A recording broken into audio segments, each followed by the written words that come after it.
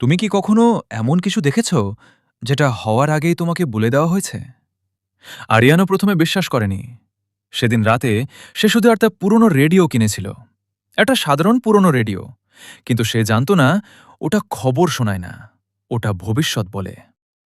রাত ঠিক ২টা। হঠাৎ রেডিওটা নিজে নিজে চালু হয়ে গেল। আগামীকাল সকাল ৯টায় পূর্ব সেতুতে ভয়াবহ দুর্ঘটনা ঘটবে, ৫ জন নিহত হবে। আরিয়ান হেসে রেডিও বন্ধ করে দিল।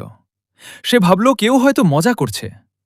কিন্তু পরদিন সকালে ফোনে নিউজ এলো, পূর্ব সেতুতে ভয়াবহ দুর্ঘটনা, মৃত ৫ জন। আরিয়ানের বুক কেঁপে উঠল। এটা কাকতালীয় নাকি সত্যি? পরের রাত রেডিও আবার চালু হলো। আগামীকাল দুপুরে বাজারে ভয়াবহ আগুন লাগবে। এবার আরিয়ান ভয় পেয়ে গেল। সে সবাইকে সতর্ক করার চেষ্টা করল। কেউ বিশ্বাস করল না। আর ঠিক দুপুরে পুরো মার্কেট আগুনে পুড়ে গেল। সবকিছু হুবহু মিলছিল। প্রতিদিন রাত ২টায় রেডিও চালু হতো। কোথাও খুন, কোথাও নিখোঁজ, কোথাও মৃত্যু। আর সব সত্যি হয়ে যেত। ধীরে ধীরে আরিয়ান বুঝতে পারল এই রেডিও শুধু খবর বলে না, এটা মৃত্যু ঘোষণা করে। তারপর এক রাতে রেডিও থেকে ভেসে এলো অদ্ভুত শ্বাসের শব্দ।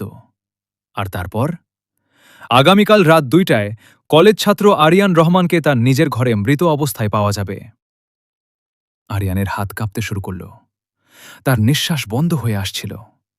রেডিও আবার বলল, মৃত্যুর আগে সে বারবার বলবে ওটা এখনও চালু আছে।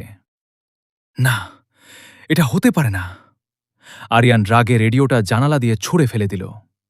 কিন্তু রাত বাড়ার সাথে সাথে ঘরের বাতাস ঠান্ডা হতে লাগল। ঘড়িতে একটা ৫৮। হঠাৎ পুরো বাসার বিদ্যুৎ চলে গেল। চারদিকে শুধু অন্ধকার। আর সেই অন্ধকারের মাঝখানে একটা লাল আলো। রেডিওটা আবার টেবিলের ওপর রাখা, নিজে নিজে। তারপর রেডিওতে একটা পুরনো গান বাজতে শুরু করল। সেই গান যেটা তার মৃত বাবা ছোটবেলায় শুনত। আরিয়ানের শরীর জমে গেল। হঠাৎ তার পেছন থেকে একটা ফিসফিসানি।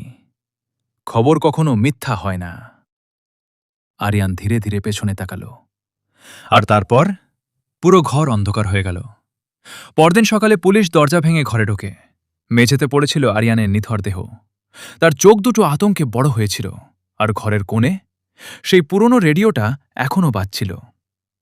পরবর্তী খবর শোনার জন্য অপেক্ষা করুন।